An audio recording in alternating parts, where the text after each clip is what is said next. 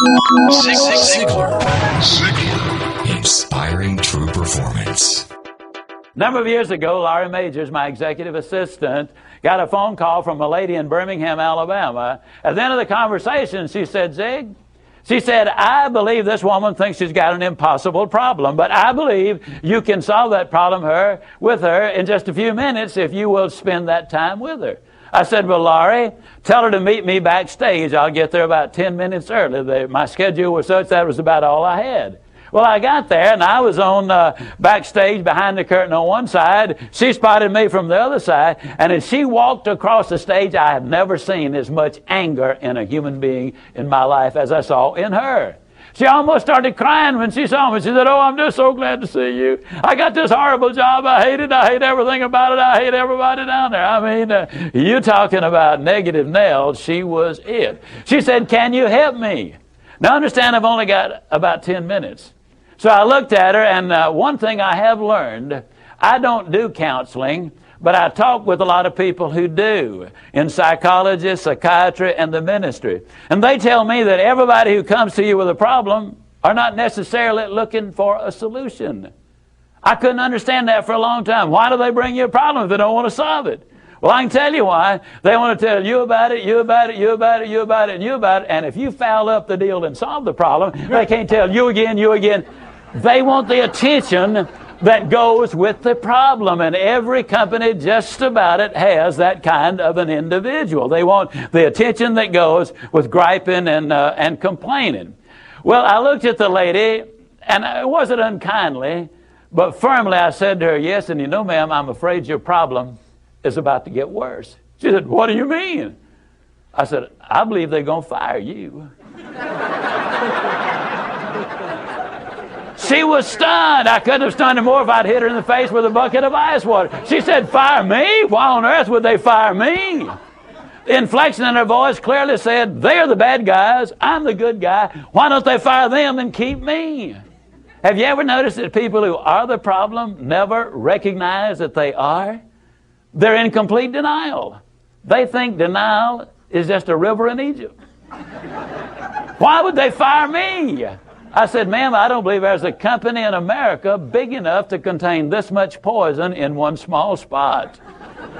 Have you ever noticed that when somebody is about to lose something they've been complaining about, whether it's a car, a home, a mate, a job, or whatever, when all of a sudden it appears they're going to lose them, it takes on brand new value.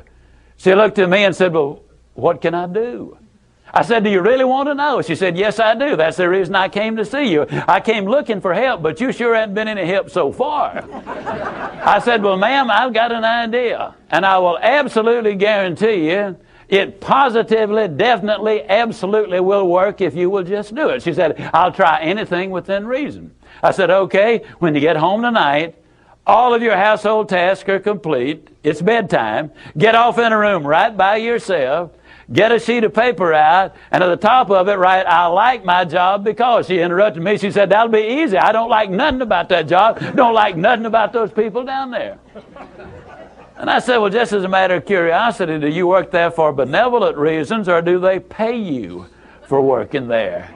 She said, well, I got to confess, they pay me. And I said, and you don't like to be paid? Oh, she said, yes, I do. I said, okay, tell you what you do. Open your notebook right now. We'll start our list of the things you like about your job. They pay you for working there, and you do like it, don't you? She said, absolutely. But she just stood there. I said, no, open your notebook now, and we'll get busy on the list. She just stood there. I said, ma'am, let me tell you what my experience in life has been. I've discovered that in 100% of the cases, no exceptions, people who won't take step number one never take step number two. You see, she had come to me with an impossible dream. Her dream was that nice Mr. Ziegler was going to solve all of her problems, and she would live happily ever after. Well, folks, I got news for you. I can't solve her problems. I can't solve your problems. But I will give you some steps that I'll absolutely, definitely, and positively will work for you, as it worked eventually for her. I said, well, ma'am, let me tell you something. Unless you're willing to take step number one right now, it's been nice talking with you. She angrily opened her notebook. Before we got through, there were 22 things she liked about her job. Not only did they pay her for working there, they paid her above average. She had 3 weeks vacation with pay. She had a retirement program. She was in on profit sharing. She had health insurance, life insurance, and accident insurance. She lived less than 10 minutes from home. She was in on management decisions. The company sent her to 3 seminars a year to be paid for. She had her own private office and parking place. 22 things that she liked about her job. Now I said, man, when you get home tonight, everything is finished. Get off in a room right by yourself. Close the doors, change one word from I like my job to I love my job. Get in front of that mirror, and folks, I cannot say this strongly enough, but I'm going to try. The eyes are the windows of the soul. Look yourself in the eye, and with excitement and enthusiasm, say, I love my job because they pay me for working there. I love my job because they pay me above average for working there. I love my job because they have a wonderful insurance program. I love my job before every one of the statements. You will sleep better that night. You see, there's something hidden in what I'm saying to you now. When she says, I like my job, she's really saying, I'm grateful for my job. And of all of the emotions we can have, according to Hans Selye, the number one stress pessimist in America, the healthiest of all human emotions is gratitude. I said, you go down that list. I like my job. I love my job, rather. That is a way of gratitude. You'll sleep better the first night. Tomorrow morning, when you get up, get back in front of the mirror just before you go to work. Get back in front of the mirror and repeat the process again with excitement and enthusiasm. I love my job because, and take the list with you. Because the reality is, you see, you will have started to change from a fault finder to a good finder. Some people do really find fault like there's a reward for it. They really do. Take the list with you, and you will be able to add to that list, absolutely guaranteed. Do this every morning and every night, and you will have an astonishing recovery from this advanced case of stinking thinking. Now, I didn't say that to her, but I'm saying it to you. That's what it was. It was an advanced case of stinking thinking. Well, 6 weeks later, I was back in Birmingham, Alabama. I was doing a follow-up sales seminar.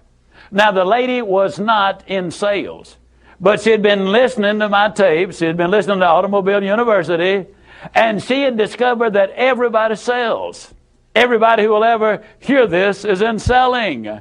Whether you're a school teacher, a civil service worker, a military personnel, an executive secretary, it doesn't make any difference. What you do, you sell every day of your life. There she was at the sales seminar, seated on the front row, grinning so wide she could have eaten a banana sideways. I'm telling you, you're talking about somebody that was excited. She was turned on. I said, well, how you done? She grinned even more broadly and said, Mr. Ziegler, I'm doing wonderfully well.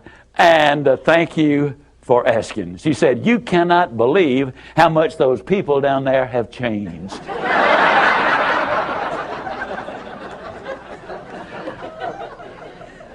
I got a lid on the line, folks.